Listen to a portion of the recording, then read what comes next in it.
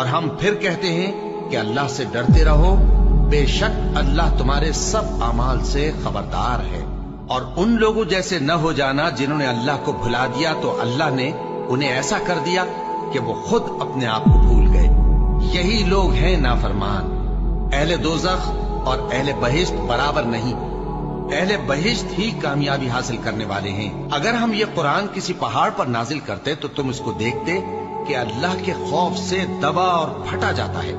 اور یہ مثالیں ہم لوگوں کے لیے بیان کرتے ہیں تاکہ وہ غور کریں۔ وہی اللہ ہے جس کے سوا کوئی معبود نہیں، پوشیدہ اور ظاہر کا جاننے والا، وہ بڑا مہربان ہے، نہایت رحم والا ہے۔